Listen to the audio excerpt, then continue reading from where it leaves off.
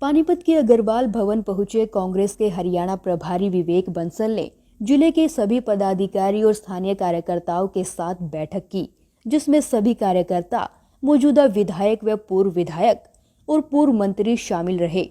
इस मीटिंग में कई मुद्दों पर चर्चा हुई, जिसमें खासकर संगठन विस्तार को लेकर सभी कार्यकर्ताओं व पदाधिकारियों के फीडबैक लिए गए और आने वाले जिला परिषद व जिला पंचायत के चुनाव के विषय पर भी स्थानीय नेताओं और कार्यकर्ताओं से विचार विमर्श हुआ। वहीं जब हमने विवेक बंसल से किसान आंदोलन को लेकर सवाल किया तो उन्होंने इस आंदोलन को जायज बताया। प्रधानमंत्री और उनके मंत्रिमंडल से आग्रह किया कि जनता सर्वप्रिय होती है, किसानों की बात अब सरकार को मान लेनी चाहिए। वहीं गुरनाम सिंह चड़ूनी पर किए गए सवाल का जवाब देते हुए प्रभारी बंसल ने कहा कि सरकार किसानों के आंदोलन को कमजोर करना चाहती है। सरकार की हमेशा से ही नीति रही है कि चाहे सांप्रदायिकता के नाम पर या समाज को बांटने के नाम पर।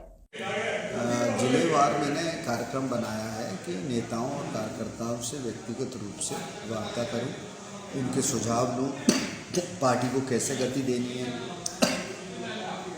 संगठन का कैसे सृजन किया जाए, क्या मुद्दे हमें लेके चलना चाहिए।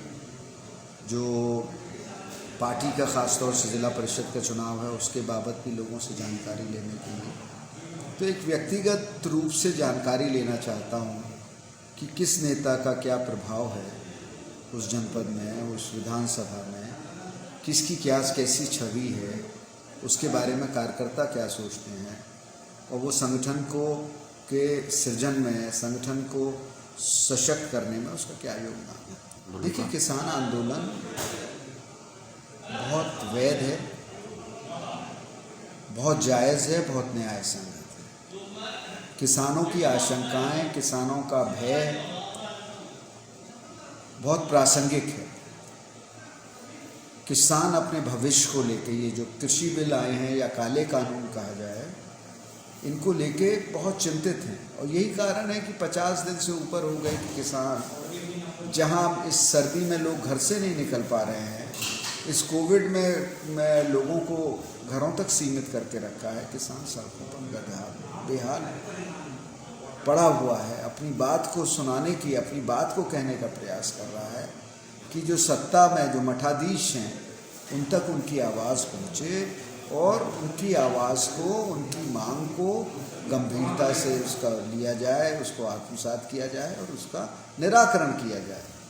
तो इतना ही कहना चाहूँगा आदरणीय प्रधानमंत्री जी से और उनके मंत्रिमंडल से और इस पार्टी से जो सत्ता में इस समय काबिज है कि जनता सर्वोपरि होती है। और जैसा राष्ट्रपिता महात्मा गांधी ने कहा कि इस देश की आत्मा गांव और किसानों में बसती है, इस देश की आत्मा चिल्ला चिल्ला कर बोल रही है कि हमारा जो हमारे साथ जो अन्याय हो रहा है उस अन्याय को रोका जाए। और एक तरफ आपने आवाज़ दी थी कि किसानों की आय को दुगना करेंगे, स्वामीनाथन रिपोर्ट को लागू करेंगे, उसके सापेक्ष आप उनके साथ इस तरीके का व्यवहार कर रहे हैं, ये बहुत क्षुब्ध करने वाला है और इस देश के भविष्य को लेकर शुभ संकेत। रिपोर्ट सिटी तहलका।